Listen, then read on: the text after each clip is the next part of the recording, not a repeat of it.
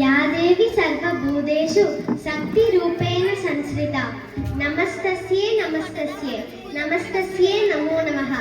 நவராத்திரியின் போது நாம் 3 தேவியர்களை பூஜிக்கின்றோம். அது மட்டுமல்ல, பெண்களை மதிக்கின்ற கலாச்சாரத்தையும் நினைவு கூறுகிறோம். இந்த நன்னாளிலே கிருஷ்ணர் உபதேசித்த கீதை தரும் வாழ்க்கை பாடங்களை பற்றி உரையாற்ற விரும்புகிறேன். கிருஷ்ணர் அவர் பெண்களை எப்பொழுதும் மதித்தவர். குந்தி தேவியின் தவறை புரிந்து கொண்டு அவருக்கும் கர்ணனுக்கும் பாலமாக இருந்தவர். திரௌபதியின் ரட்சகர், அவரை அவமானத்திலிருந்து காத்தவர். ருக்மணி தேவியின் விருப்பத்தை மதித்து அவரை திருமணம் செய்தவர். இப்படி பெண்களை மதிக்கின்ற ஆண்களை பெண்கள் எப்பொழுதும் போற்றி கற்க வேண்டும். யதா யதா ஹி தர்மஸ்ய க்ளானிர் பவதி பாரத அப்யுத்தானம் தர்மஸ்ய ததாத்மானம் சுஜாம்யஹம் பரித்ராணாய சாதுனாம் விநாசாய சதுஷ்கிருதாம் தர்ம சம்ஸ்தாபனார்த்தாய சம்பவாமி யுகே யுகே. தர்மம் குறைந்து அதர்மம் அதிகரிக்கும் போது நல்லவர்களை பாதுகாக்கவும் கெட்டவர்களை அழிக்கவும் தர்மத்தை நிலைநாட்டவும் பகவான் யுக யுகமாக இந்த பூமிக்கு தோன்றி வருகிறார்.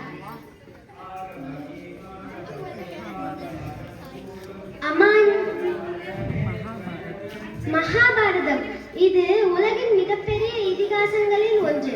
இது வியாச முனிவர் எழுதியது. இதில் பாண்டவர்கள் மற்றும் கௌரவர்களுக்கு இடையேயான யுத்தத்தை தெளிவாக விளக்கும் போது ஒரே ஒருவரின் ஆழ்ந்த ஞானம், அமைதி, கருணை, தர்மநிலை ஆகியவை அனைத்து கலையின் உள்ளார்ந்த ஒளியாக இருந்தது. அவர்தான் பகவான் ஸ்ரீ கிருஷ்ணர். டூஸ் அண்ட் டோன்ட்ஸ்ல டோன்ட்ஸ் ரொம்ப முக்கியம். அது தவறுகளை தவிர்த்து பிறருக்கும் சேதம் வராமல் தடுக்கிறது. இப்பொழுது கோபம் என்ற குணத்தை டோன்ட்ஸ்ல பார்ப்போம்.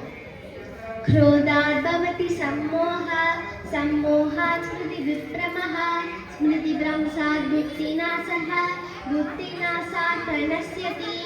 கோபத்தினால் அறிவு இழப்போம், அறிவின்மையால் நினைவை இழப்போம், நினைவின்மையால் விவேகத்தை இழப்போம், விவேகத்தினால் வீழ்ச்சியை சந்திக்கிறோம். உதாரணம், சிசுபாலனின் கதை. சிசுபாலன் 3 கண்கள் மற்றும் 4 கைகளுடன் பிறந்தான். யாரை தொட்டால் அவனது 3வது கண்ணும் 2 எக்ஸ்ட்ரா கையும் அடையதோ அவங்களாலதான் அவனுக்கு மரணம் என்று ஒரு தீர்க்க தரிசனம் இருந்தது. கிருஷ்ணரோ ஒரு குழந்தை பிறந்திருக்கே அப்படின்னு சொல்லிட்டு தொட்டாரு. அப்ப அவனது 3வது கண்ணும் 2 எக்ஸ்ட்ரா கையும் அடைஞ்சிருந்தது. உடனே அவங்களோட அம்மா கிருஷ்ணர் கெஞ்சி கேக்குறாங்க, அவனோட எல்லா தப்பையும் மன்னிச்சிடு அப்படின்ட்டு.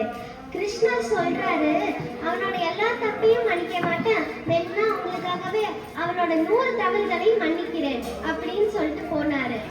சிசுபாலன் வளர வளர ரொம்ப கோபத்துடன் அகந்தையுடன் வளர்ந்தான்.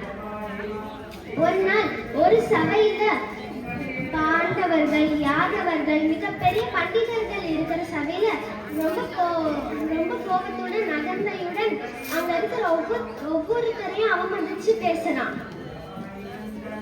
கிருஷ்ணர் எழுந்து சொல்றாரு, உன்னுடைய 100 தவறுகளை மன்னித்தேன், இது 101வது தவறு அப்படின்னு சொன்ன சில நிமிடங்கள்லயே சுதர்சன சக்கரத்தால அவனோட உயிரை அழித்தார்.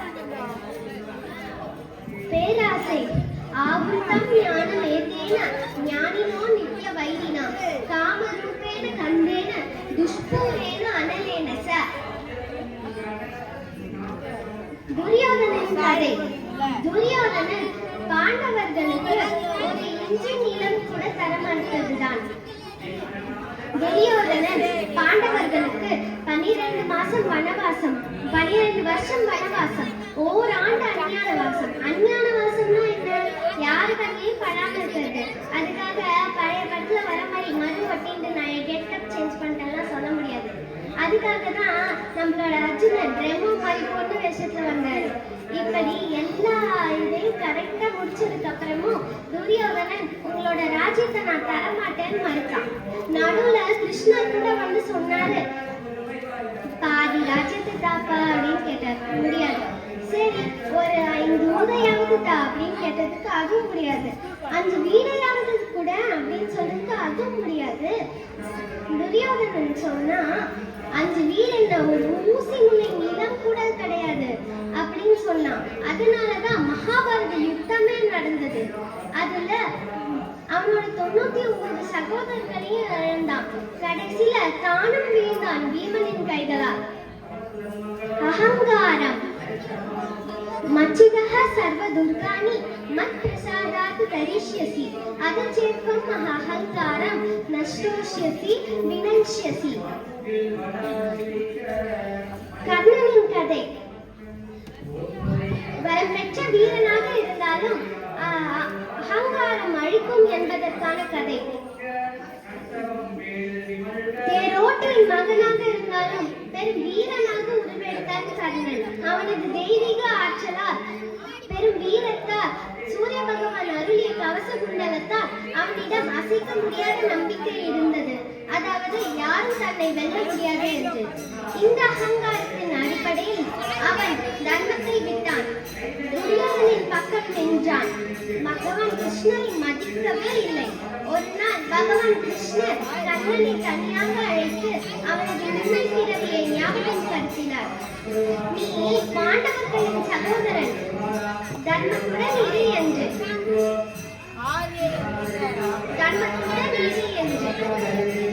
ஆனால் கர்ணன் சொன்னான், எப்படி இருந்தாலும் 6லும் சாவு 100லும் சாவுதானே என்று அதர்மம் என்று தெரிந்தும் துரியோதனின் பக்கம் நின்றான். யுத்தத்தில் அவனது தேரோட்டி சரியன் கொடிய வார்த்தையில் திட்டுவிட்டு அங்கிருந்து சென்று விட்டான். அவனது வில் சிதைந்தது. அவனது தேரின் சக்கரமானது பூமியில் சிக்கிக் கொண்டது. உடனே கிருஷ்ணர் சொன்னார், இப்பொழுதுதான் தர்மம் வேரூன்றி நிற்கும் தருணம் என்று. உடனே அர்ஜுனனும் கர்ணனின் மீது அம்பெய்தார். அமானித்வம் அதம்பித்வம் அஹிம்சா சாந்தி ராஜவம் ஆச்சாரியோ பாசனம் சௌச்சம் ஸ்தைரியம் ஆத்ம வினிகிரஹः இந்திரியார்த்தேஷு வைராக்யம் அனஹங்கார ஏவச்ச ஜன்ம மிருத்யு ஜராவ்யாதி துக்க தோஷான தர்சனம் ஆசக்திः அனவிஷ்வங்கः புத்திரதார விஹாரிஷு நித்யம் ச சமசித்தத்வம் இஷ்டானிஷ்ட உபகத்திஷு மயி ச அனன்ய யோகேன பக்திः அவ்யபிசாரிணி விவிக்ததேச சேவித்வம் அர்த்திः ஜனசம்சதி அத்யாத்மஞான நித்யத்வம் தத்வஞானார்த்த தர்சனம் ஏதது ஞானமிதி ப்ரோக்தம் அஜ்ஞானம் யததோன்யதா. அதாவது ஞானம் இருந்தால் மட்டும் போராது, அதை இம்ப்ளிமெண்ட் பண்ற அறிவும் இருக்கணும். தர்மரின் கதை. ஒரு நாள் பாண்டவர்கள் வனவாசத்தில் இருக்கும்போது அவர்களுக்கு தாகம் அடித்ததால் ஒரு நீர்நிலைக்கு சென்றார்கள். அங்கே ஒரு யக்ஷன் இருந்தான். அவன் சொன்னான், என்னோட பர்மிஷன் இல்லாம தண்ணியை குடிக்க கூடாது. அப்படி அந்த தண்ணியை குடிச்சா நீங்க என்னோட கொஸ்டின் ஆன்சர் சொல்லாம தண்ணியை குடிச்சா நீங்க இறந்துடுவீங்க அப்படின்னு சொன்னாங்க. அதனால அவங்க கேட்கவே இல்லை. அவங்க தண்ணியை குடிச்ச உடனே மயங்கி விழுந்துட்டாங்க. அந்த வழியா தர்மர் இருந்தாரு. அப்புறம் யக்ஷன் சொன்னா, நீ என்னோட கொஸ்டின்கெல்லாம் பதில் சொன்னீங்கன்னா நான் உன்னோட சகோதரர்களை மீட்டெடுத்துடலாம் அப்படின்னு சொன்னாங்க. சரி, என்ன கொஸ்டின்? ஒரு மனிதரின் நண்பன் யார்? தர்மம் தான் மனிதரின் நண்பன் அப்படின்னு சொன்னாரு. ஞானம் இருந்தாலும் ஏன் ஒருவரின் வாழ்க்கை சிறந்ததாக அமையவில்லை அப்படின்னு கேட்டான். அதற்கு தர்மர் சொன்னார், ஞானம் இருந்தால் மட்டும் போராது, அதை இம்ப்ளிமெண்ட் பண்ற அறிவு இருக்கணும். அந்த அறிவு இல்லைன்னா ஒன்னுக்கும் பிரயோஜனம் கிடையாது அப்படின்னு சொல்லி தன்னோட தம்பிகளை மீட்டெடுத்தார்.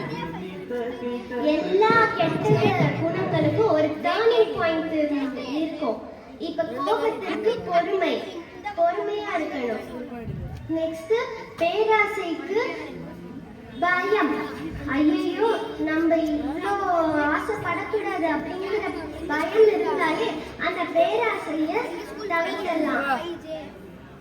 அகங்காரம், அதற்கு பணிவு. இப்பொழுது பகவத்கீதையில் சொன்ன 5 கோட்பாடுகளை சொல்ல விரும்புகிறேன். நோட் பண்ணிக்கோங்க. மகிழ்ச்சி உங்ககிட்ட தான் இருக்கு, அது அடுத்தவங்க கிட்ட தேடாதீங்க. மற்றவங்க நம்மளை பத்தி என்ன சொல்றாங்கிறத நினைக்கவே கூடாது. மத்தவங்களை நம்பி வாழவே கூடாது. நீங்க உங்களோட வாழ்க்கையில சிறந்த நாட்களை பெற வேண்டும் என்றால் மோசமான நாட்களுடன் போராட வேணும். அதை அக்செப்ட் பண்ணிக்கணும். எல்லாரோட வாழ்க்கையும் வித்தியாசமானது. நீங்க உங்களோட வாழ்க்கையை கான்சென்ட்ரேட் பண்ணுங்க. அம்மனின் அருளும் கிருஷ்ண